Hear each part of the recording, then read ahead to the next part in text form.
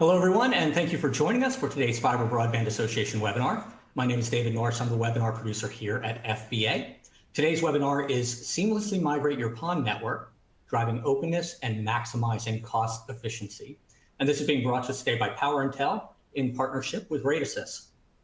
Before we begin, I just have a couple quick housekeeping items to go through. So as attendees today, you are in listen-only mode. However, we want to keep this interactive and conversational, and you can certainly ask your questions, and we'd love to address those throughout the presentation and during Q&A at the end. You can ask those questions by typing them into the Ask a Question tool, which is located in the lower left-hand side of your screen, directly below our cameras here. This will be available on demand, and that's usually on our website within 24 to 48 hours. You can find that under the Events tab on the FBA website. That's fiberbroadband.org. The link for that will also be included in a follow-up email, as well as some resources. And speaking of resources, we do have quite a few resources for you, some additional information that you can take with you from today's presentation. You can find that in the resources tool, which is located in the upper right-hand side of your screen. You'll see that there's a couple of PDF overviews on ONTs and OLTs, as well as links to various forums and other articles that will be referenced during the presentation. So be sure to check those out. Again, that's in the resources tool in the upper right-hand side, and to ask questions, use the tool in the lower left-hand side. And with that, let's jump right in and introduce our panelists today. So today, we're pleased to be joined by Gus Vasilakis, who is with Power Tel. He is the Vice President for Canadian Sales and Global Business Development. And he is joined today by Eric Wolfsberg from Radisys, who is a Senior Director and Product Management with Radisys. Eric is a key member of the Radisys product management team, supporting the development of robust portfolio of optical network units, ONTs and ONUs, and their global market introduction. He has over 2 decades of experience in optical engineering, product management, cellular technology product management, and IoT platform management at organizations including Calix, DZS, DTN, all before joining Radisys. Eric has a bachelor's degree in physics and mathematics from Luther College and a master's degree in electronics and communications engineering, optical communications from the University of Colorado at Boulder. Gus serves as the Vice President for Canadian Sales and Global Business Management at Power Tel, as I mentioned. He has decades of experience in broadband technologies, and Gus leads initiatives across Canada and the global markets, driving strategic growth through partnerships, interoperability, and distribution of open architecture network solutions. Gus collaborates closely with OEM partners and customers to deliver multi-vendor interoperable solutions that maximize flexibility and cost efficiency across the broadband ecosystem, and frequently shares his expertise with industry associations, discussing evolving telecom trends and channel strategies. So with that, welcome, gentlemen. I want to get out of your way.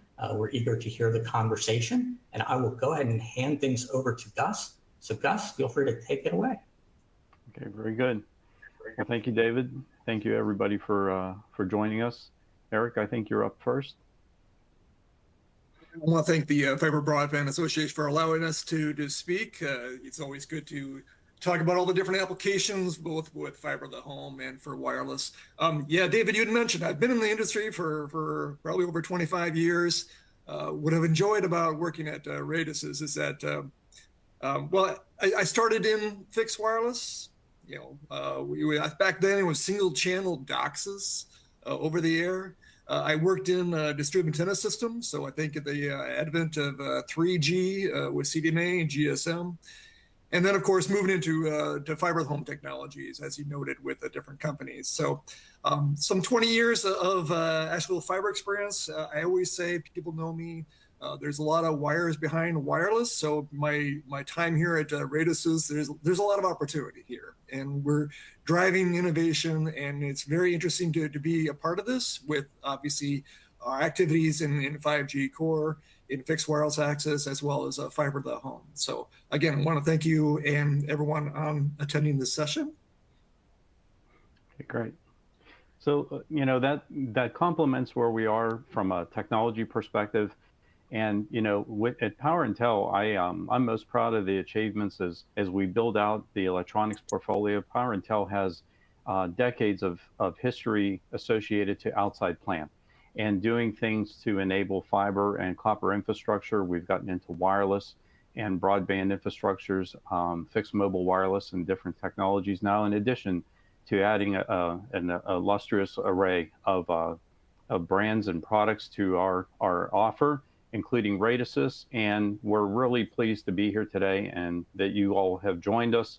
David, thank you for kicking us off and going over our background. As we begin looking, I just want to say that the journey to Radisys, where we started 2 years ago as a stocking distributor, has really grown to the point now where Radisys is able to offer 5G core and getting much more well-known in this market space.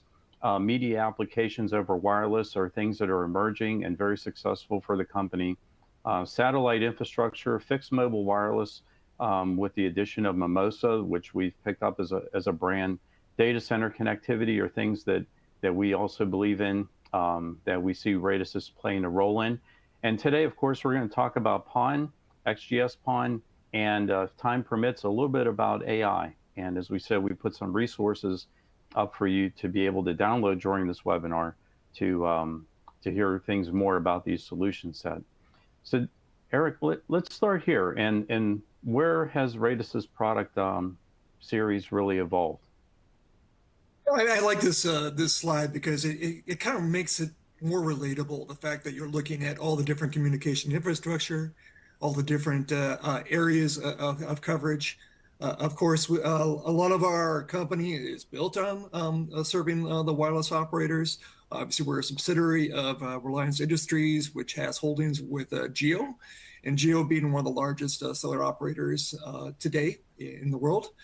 So you're just seeing all the different applications, of course, in different urban areas. Key with fixed wireless access is that kind of a use of a UBR, unlicensed band frequencies, and licensed band frequencies to both provide point-to-point connectivity, to provide backhaul activity. As we noted, 5G core. So a lot of the we're both a provider as well as an ODM of some of our technologies and integrated into other partner products. If you're looking at different coverage solutions, fiber is very key. As I noted, there's a lot of wires behind wireless. There's a lot of fiber behind wireless today. So that infrastructure that we're helping to provide, the ability to co-locate different wired access and wireless assets. And also what we do is we're helping to, besides kind of media processing, audio, video processing, different tools that are AI-based to help customer service representatives or helping people who have audio disadvantages. It's just, there's many different areas of opportunities that the Radisys has touched on.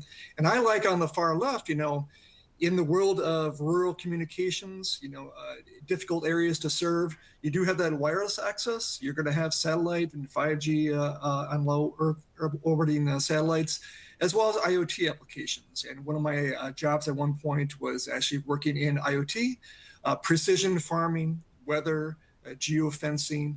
These are all ways to really help optimize our production of food, of production of in industries. And really it's about connecting people, connecting rural environments, enabling education, medical health care, financial transactions. So I really enjoy this slide.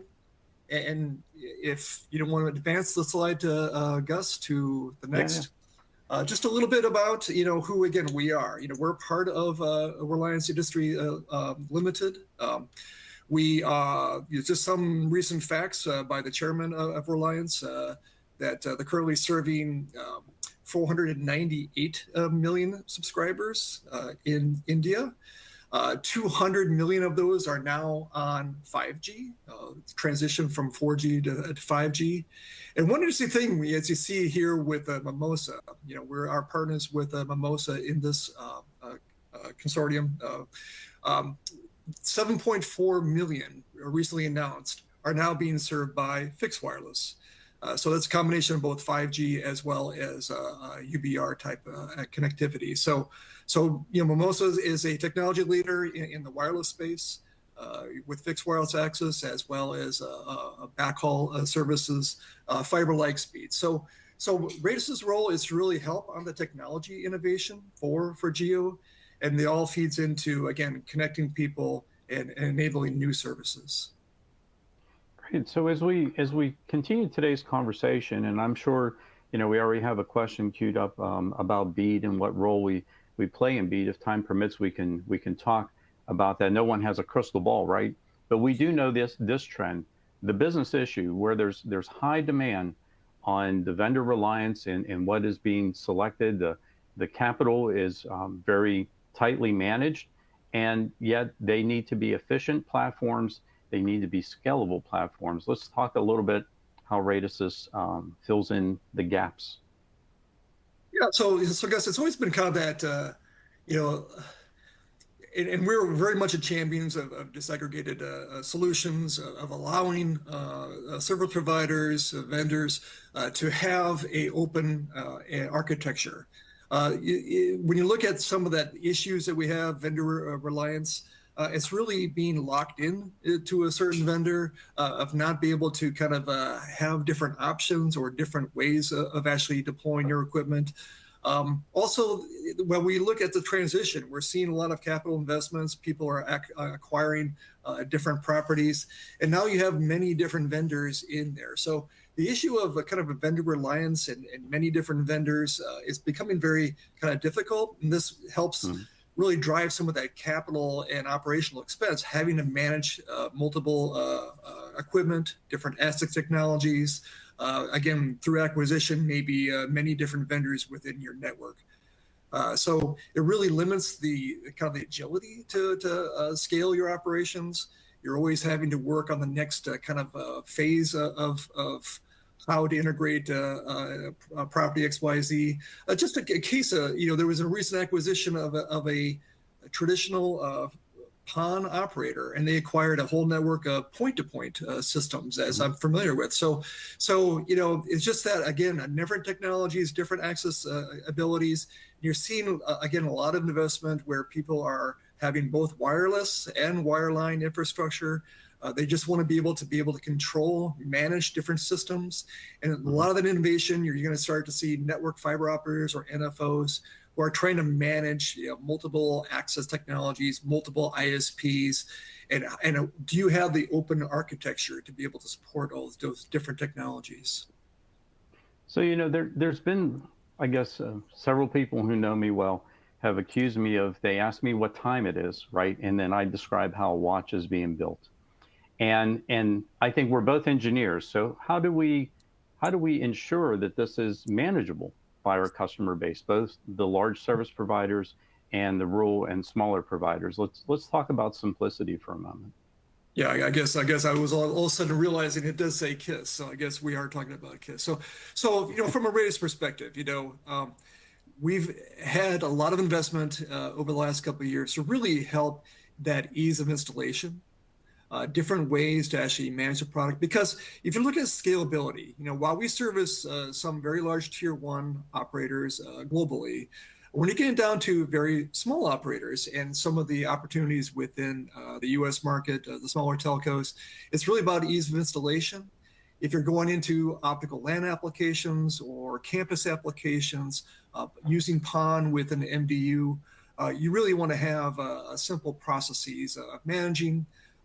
You also want to be able to insert yourself into different networks. So that open interoperability of whether it's an ONT to an OLT or OLT to an ONT, legacy brownfield networks, overlaying yourselves with newer technologies. So some things we also do is kind of on that simplified subscriber provisioning, ability to have a one-click service provisioning, and really a single view of all the services that are available to that subscriber. One innovation that we've been working with is zero-touch installation. Now, what is that? Well, Broadband Forum does talk about ZTP and ZTI.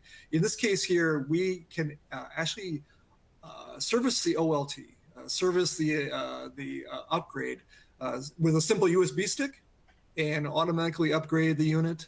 We can also do it through DHCP options, where we can actually quickly install off a repo server, quickly, a one-click zero installation of an upgrade to an OLT. So very simple things have done to help make it easy for either IT-centric personnel, people who are on site working with that, command line interface, web GUI, command line. Hey, this, why would you have that on a full managed system, Gus?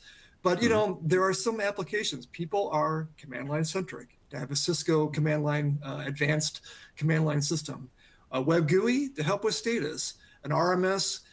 As you migrate and grow, and we can talk about in the future slides here, this RMS can manage 4,000 OLTs. So very large scale systems today deployed, again, globally. Great. So we grabbed an example that we wanted to talk through today and be able to look at. Let's talk through, what a typical installation could look like as somebody gets started with Radisys. So, it's often just the homes passed. It's a new community. It's a municipality build. It could be a greenfield, brownfield.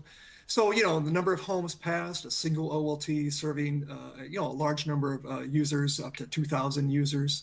Of course, you may insert yourself into a GPON network. From a SKU-wise, we actually have GPON because a large part of the world is still GPON being deployed, thousands of ports. But of course, mostly what we do today is combo PON in the US. So again, insertion point into a brownfield network with existing GPON ONTs, taking on those ONTs into our system, deploying an overlay of XGS-PON, of course, up to 256 ONTs per interface. So that combo PON technology is kind of key to help really transition the network as we go to 10 gig services.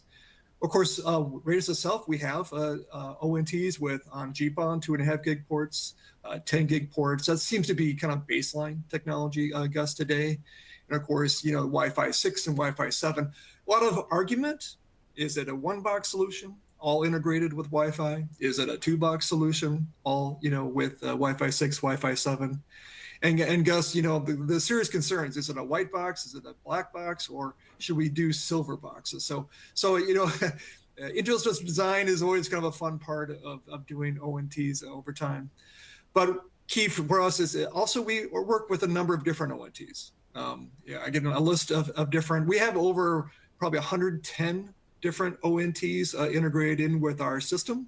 Our support groups, our product development teams are able to interface. It's really driven by large operators who have their own service models, their own customization. So we have to be very flexible. We don't key. We don't prevent any ONT. We really help operators be successful by migrating their legacy products with newer technologies. And again, your Wi-Fi could be external, the two-box solution, integrating with different vendor technologies, including Calix and Adtran and Plume devices. So, but one of the keys is that you need to have support. Your Radisys does a very good job, for providing consultation on-premise cloud-native solutions that are easily integrated, open interfaces, and again that kind of idea of openness. Service and training, customer service support, and really just helping people integrate. We have different customer types, people who want to be command line, very small operators using command line to even manage some of the Wi-Fi options within the home, different OSS, BSS systems that you have to integrate into. So having all those open interfaces, REST APIs really helps many operators quickly evolve and support our applications. Okay, so we high level on the product and the topology, the services and everything to get supported. Let's take a little bit closer dive for a moment and let's look at one of the OLTs and what are the feature sets of the Radisys OLT. It's kind of like you say, simplicity. We talked about this, and I've kind of touched on a few of these items. Sometimes you kind of realize that a chassis can be very large, can be kind of different management cards, interface cards. Having a scalable solution that's chassis based, or sorry, I'll call it pizza box, but a single box solution, either as a 16 port or a 32 port, really allows kind of operators to scale. Again, it can service a large number of homes passed. Every interface is auto-detect any port, any service type. You could have GPON dedicated optics. You could have combo PON, XGS-PON dedicated optics. One key is that because we do service GEO in India, these are temperature hardened units. They can be horizontal, they can be vertical. And you can see how co-location within like a wireless infrastructure, a wireless hut, this becomes a point of demarcation for the wired fiber infrastructure as well. We also then plug into an MDU environment where you may just have a 1RU box servicing that MDU. So it's really just that flexibility. It's kind of again, simplicity in SKUs. There are not too many permutations. Everything is integrated. Everything can combine. But again, the architecture inside, which we'll cover in a few slides, is very flexible. It's open architecture. It's cloud native software. Great. Well, speaking of the open architecture, we have the first slide on this, the RMS platform. Yeah. So let me touch on this. So again, when we talk about kind of like cloud native, you're talking about kind of microservices, ability to do active upgrades, without being service impacting. So really the architecture was built on Volta, virtual OLT hardware abstraction. And we integrate this into the OLT, but you can disaggregate. You can have the different software in a centralized location. You can have multiple OLTs being managed by this architecture. So, there is the service plane. There's a control plane managing the OLT itself, the OMCI, the interactions and such. You've got a management plane above that. So you've got the kind of an SDN controller optimizing kind of the management of that. And then northbound, you were able to have these kind of open APIs, REST APIs that can tie into the Radisys management system. It can tie into a third-party management system, and then also tie into different OSS and BSS platforms. So really, it's that architecture is micro-container approach. It's highly programmable. It allows you to kind of innovate over time, having open interfaces. We're really kind of agnostic on the technology. While we do work in the space of cloud CO and software-defined networks and orchestration with our connected modular broadband platform, which is an OSS BSS, we're open to different platforms. And so just all that kind of, again, openness, disaggregated solutions, the ability to abstract the management really, again, adds a lot of efficiencies to how we can deploy the equipment. Okay, great. We've included this little caption on the CLI because when you mention, cloud-based infrastructures, container-based infrastructures, and things like that, often it becomes very complex, and it doesn't then feel like a piece of networking equipment, right? Let's talk a little bit about how Radisys has continued with the CLI to allow network managers and network operators feel comfortable at a console port into a single device. Exactly, Gus. You have very IT-centric personnel.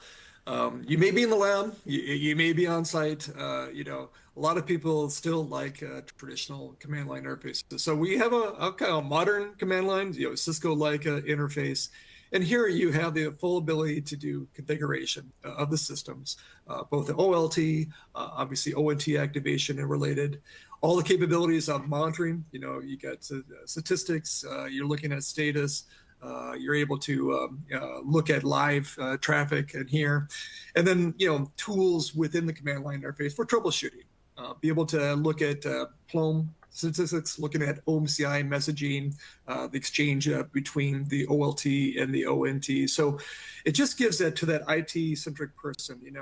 It's easy to deploy. It can be done on site if you're, again, on an MDU location, in a enterprise environment, doing optical LAN. They may want to do this, have scripts to be able to activate all the systems and never actually use a GUI or use an RMS Everything can be done independently. And, they're just for small scale networks and individual campus buildings.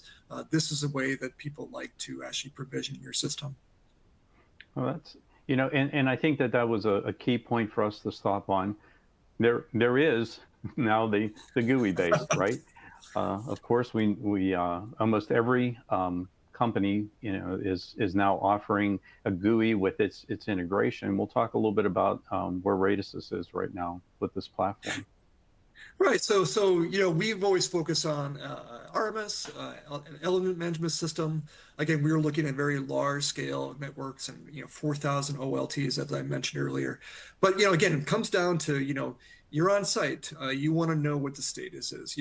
Versus going into a command line. Here now you have kind of more of a graphical interface to actually see port activity. You can see historical diagrams.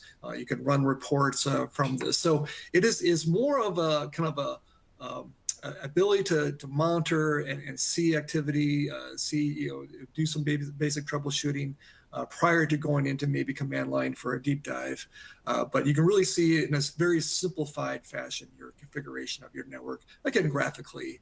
And it's just maybe not used for full provisioning and such, but it really is a quick and easy way to get status, to see reports, and understand what's going on in your network very quickly.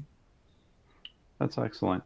So one of the things we did, Eric, is we put together this talk for today. We sort of skipped the whole section of ONTs, right? There's so many edge devices and such, and we talked about how Radisys has interoperability and a full product complement of your own. Let's do a recap on the OLT and the RMS capabilities before we get into some of the solutions, right? And how these products are applied and what we see customers using them for. So it's really kind of again, this idea of simplicity, keep it simple. Again, taking product or features that have been at large scale for kind of very large operators, and ability to scale that down. So the OLTs are layer 3 capable. We use that today for, again, maybe a static configuration, dynamic routing configurations. You can, on the layer 2 side, have lag or ERPS, but you can also stack these units as independent layer 3 routing. So the ways of the flexibility of actually architecting the network with layer 3 capabilities is very powerful. But again, most operators will just operate as a layer 2 device. Again, that scalable idea, you can start small, you can do command line, and then you can absorb this with an RMS, and the RMS doesn't require any resync. The RMS can be introduced at any point in the time, at any point in the network, to actually start to manage all the products without having to reconfigure the system. Again, standalone systems here, again, having flexibility, and then just that third-party interrupt is kind of key. Open interfaces, open ONTs, the way that Volta is designed to have that kind of an agent for open ONT management.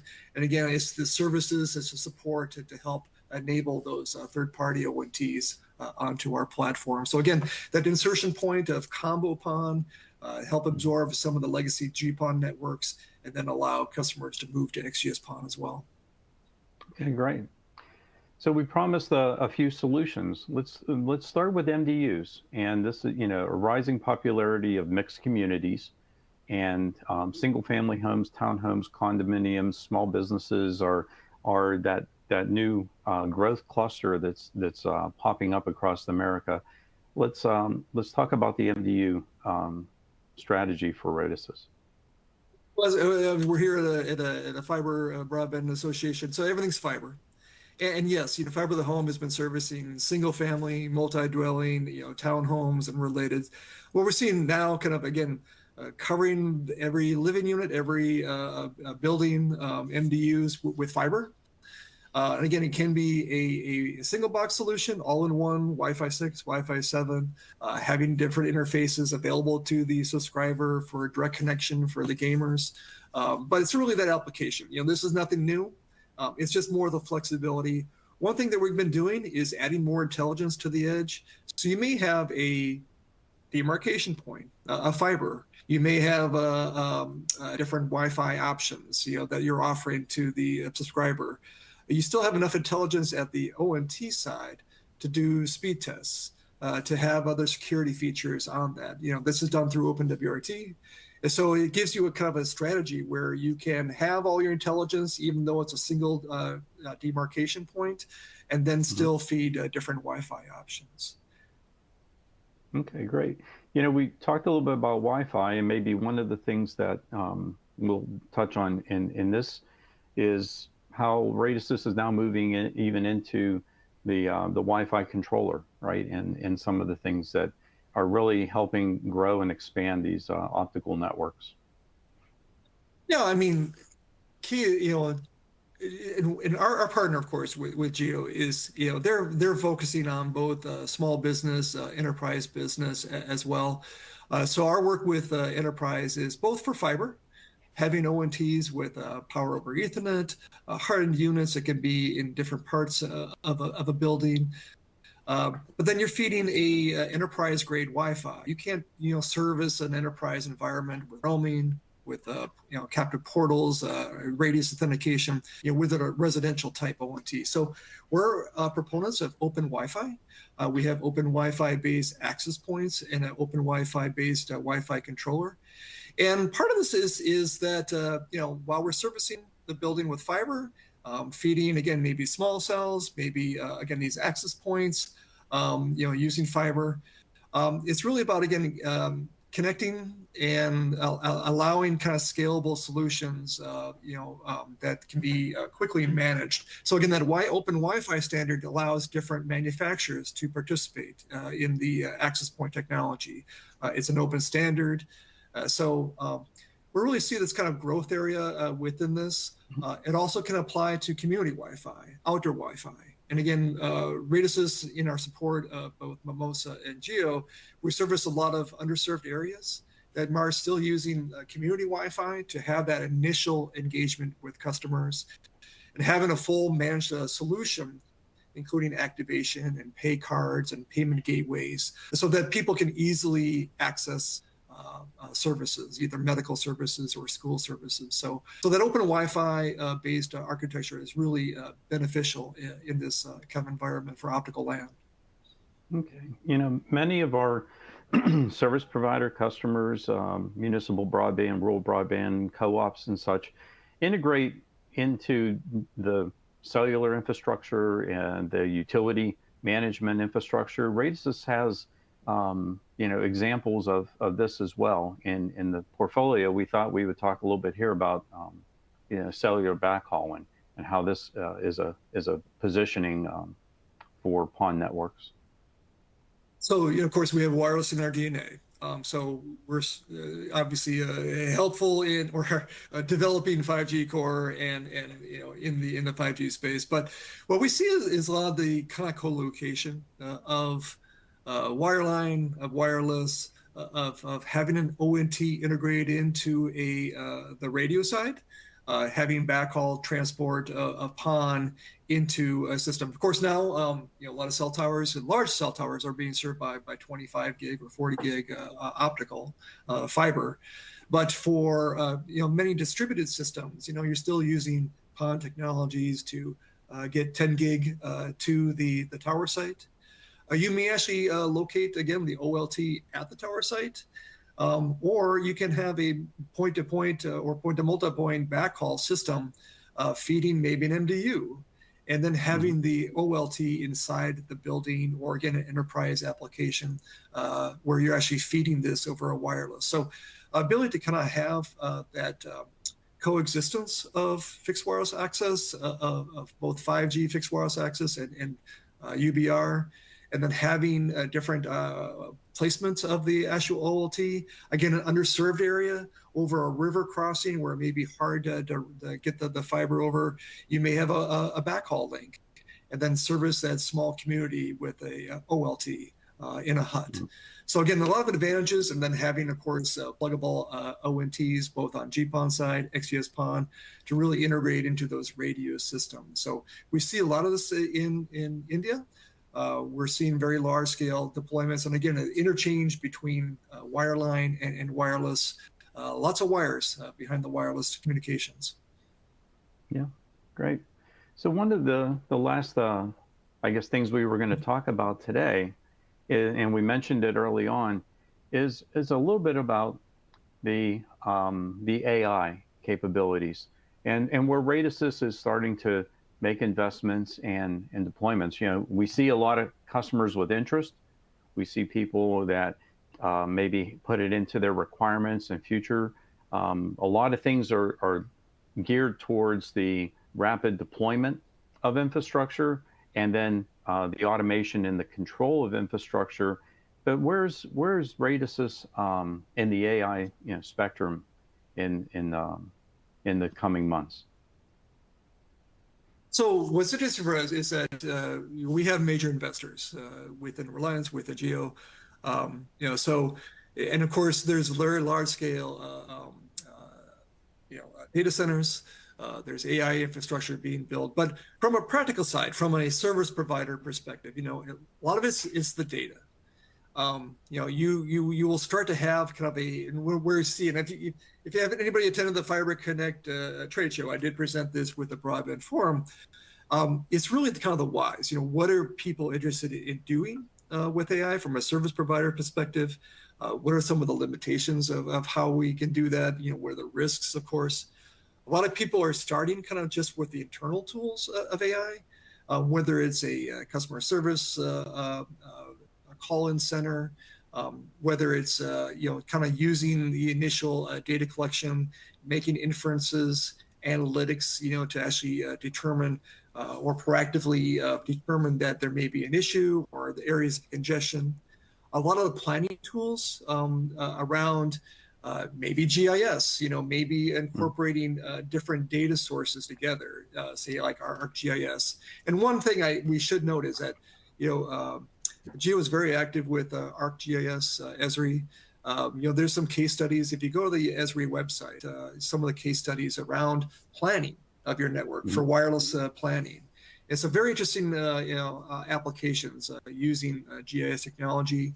We're also seeing GIS technology being used by some of our NFOs, where, of course, it's integration of a open system where you're managing wireless access, fixed wireless access, as well as fiber to the home applications, all through a common system, and having GIS, help in the planning, the work orders.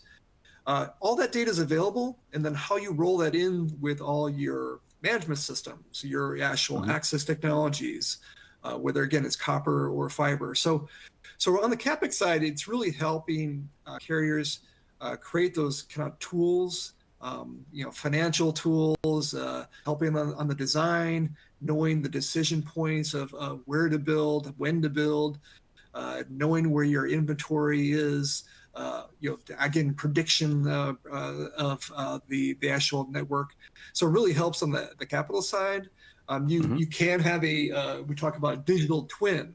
You can do scenario playing. You can, look at your network, the plan of your network, and then maybe do a digital twin to kind of like see how the impact of certain changes or a change of a route or the capacity increase may impact your network. So those tools are available.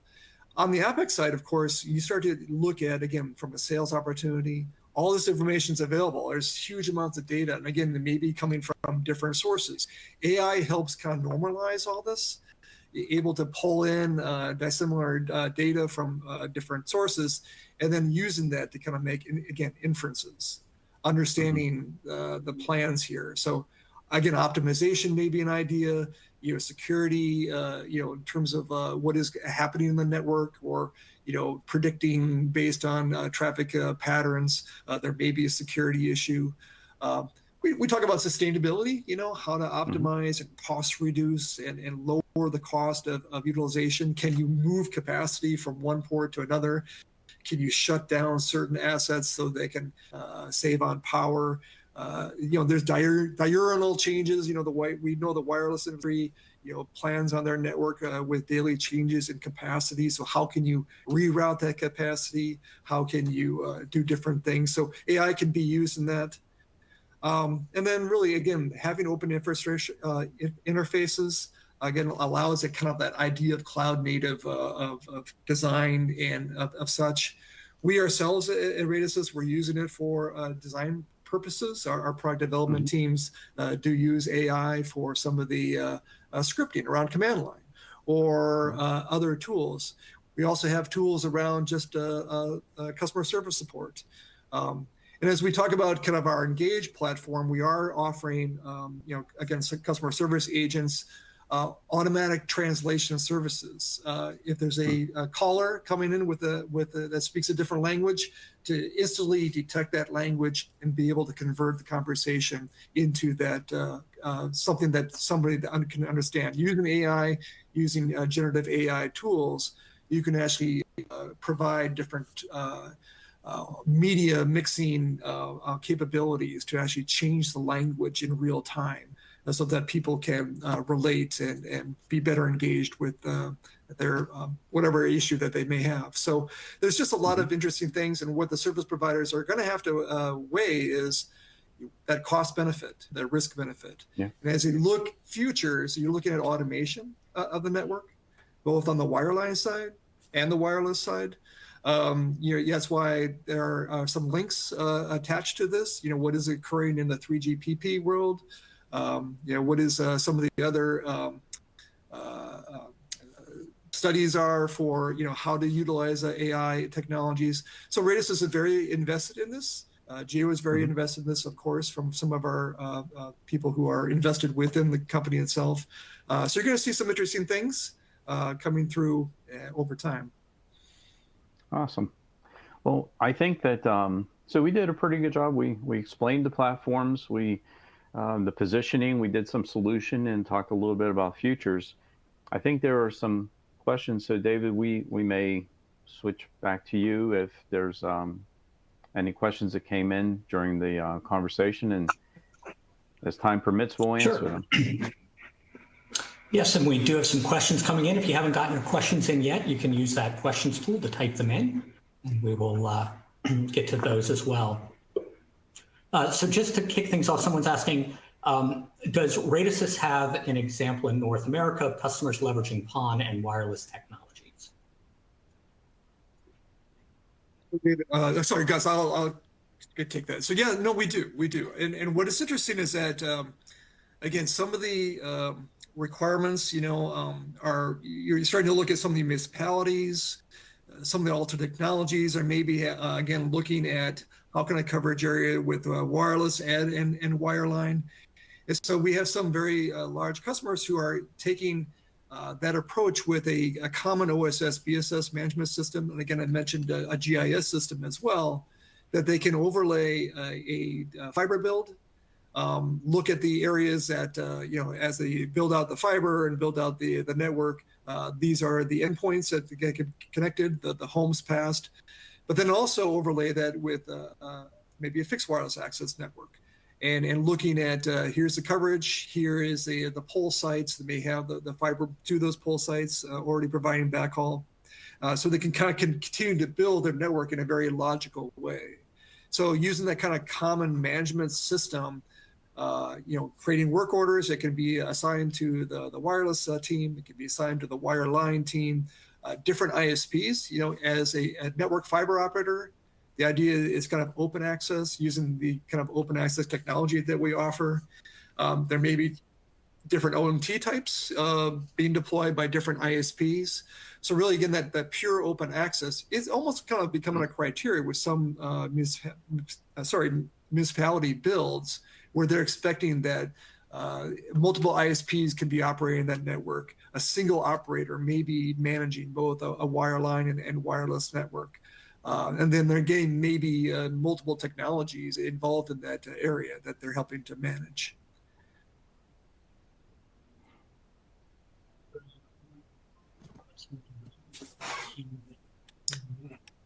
So that's be for you. How does Power Tel? Oh, I'm sorry. Go ahead. Oh, go ahead, David. You kind of broke up there, but I can hear you now. Oh, sorry about that. So the next question is for Gus. It's how does Power Tel see the BEAD program rolling out for the FBA members? Sure.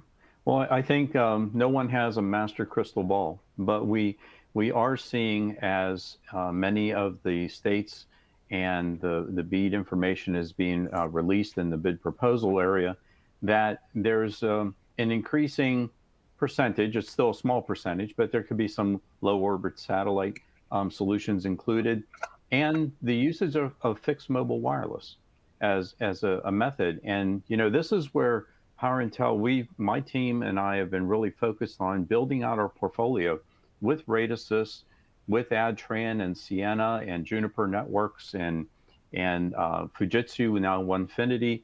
These solutions all come together in different aspects to allow us to put together a solution for a customer to meet the needs of BEAD. And where maybe the first round of proposal was very heavily optical, and now these proposals seem to be a blend of optical, fixed wireless, and satellite, for which we're expanding our portfolio to address this. Great. Let's see, going on. Eric, how does Radisys help operators manage through a single pane of glass when multi-vendors are in the network?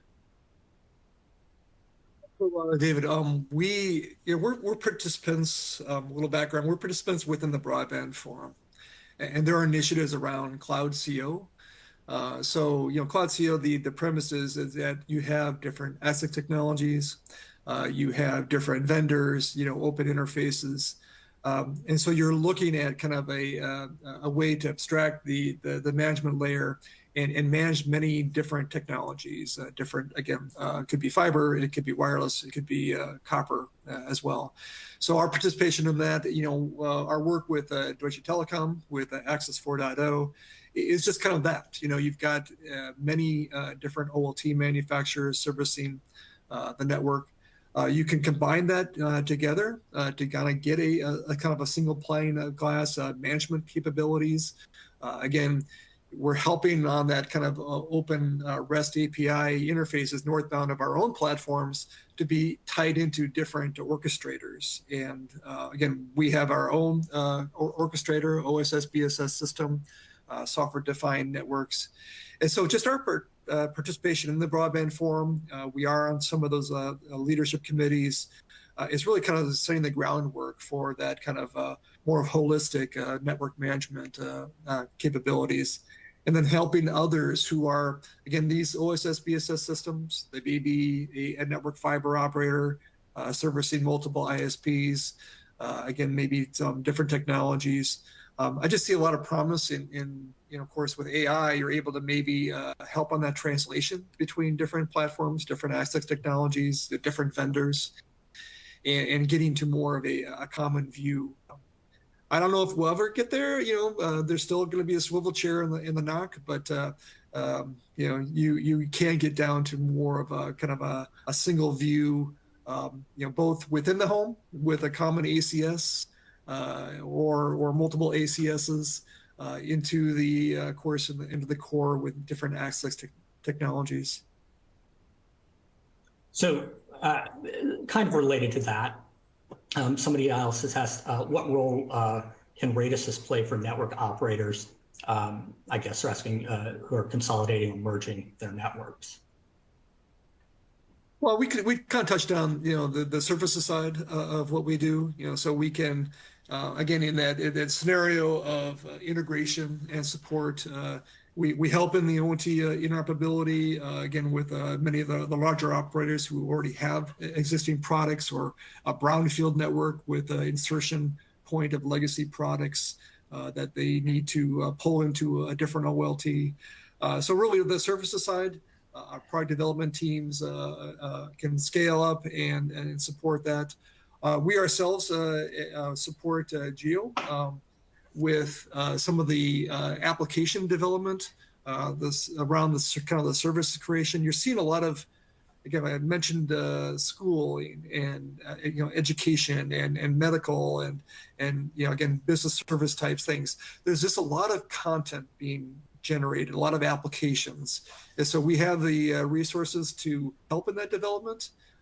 We have the know-how for, again, OpenWRT development or for CPE side or other applications. So that's kind of how we play our role. We're very much a consultative group. We do ODMs with the 5G core, so we service many of the large infrastructure providers. So our capabilities are pretty broad. Great. And kind of along similar lines here, Gus, someone has asked, is Power Tel positioned to help consulting engineering firms position open architecture platforms? So is Power Tel positioned to help consulting engineering firms? Go ahead. Yeah, most definitely we are. One of the things that I think Power Tel's known for in the industry is working with tier 1 or world-class companies when it comes from outside plant to pole line hardware, now into electronics. And we have a group of consulting engineering support, right? We have our own solution consulting engineers who can sit down and decipher what products could be in the category to work best for a customer's solution. And we do not have a professional service organization in-house. We leverage that of the manufacturer and some third-party sources, and many of the consulting engineering firms have their own relationships that will do the professional services afterwards. So playing the role of a pure distributor, again, from the outside plant design, aerial, burial, all the hardware and such that we have in inventory, now fixed wireless, and some of the things that we're exploring, and all the active electronics. We've built our services around to help large customers with in-house engineering, or those who go to consulting engineering firms to see some options, narrow down their options, and then we help them build a bill of material for best pricing and availability. Great. Well, that actually wraps up the questions that we've gotten so far. If you still have questions, feel free to type them in here. And even if we don't get to them here on the webinar today, we'll be able to follow up here. But with that, before I go through some FBA announcements and some other things, I just want to hand it back to Eric and Gus here. Any final words or some wrap up here as we before we sign off? Eric, you can go first. Thank you, Gus. No, again, thank you for the opportunity. I just, I'm excited to see, where we're going with fiber. We didn't talk about, 50 gig PON. We didn't talk about 100 gig coherent PON, but these are all things that are coming down the pipe. And again, having kind of an open architecture, having routing capabilities, that can easily be repurposed into a 50 gig PON or 100 gig PON. The future is bright. Of course, coherent optics, that kind of appeals to me as an optical engineer. And so, having DSPs and such. So it's just a lot of innovation in industry right now. I always say, follow the optics, that's the greatest thing with fiber infrastructure. So again, I thank you for your time today, and it's been very helpful. Great. And I just want to take an opportunity to thank everybody who joined, listened to this presentation. Hopefully there were some takeaways that you have from it. Please feel free to reach out to us at Power Tel. We appreciate the opportunity to serve this marketplace. We have some great customers within the Fiber Broadband Association, and we're here to serve and look forward to continuing to bring new technologies and solutions to the marketplace to ultimately serve our customers.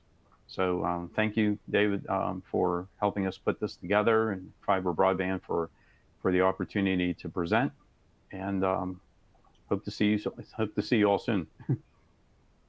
Yep, absolutely. And thank you both. First of all, thank you to Power Tel and Radisys for bringing this great content to us, and supporting our webinars, and providing your insight and expertise to our community here.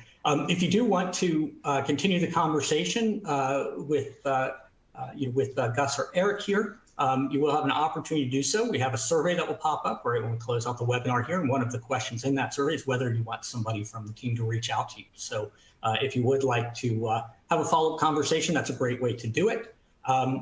And with that, I just want to thank everybody again for attending, to echo Gus and Eric, and just have a couple of quick announcements. First of all, if you happen to be up in the Toronto area next week, we are having our next Regional Fiber Connect workshop up there. Unlike the Fiber Connect show, which was referenced a little bit earlier, these shows are smaller. Obviously, they're regional.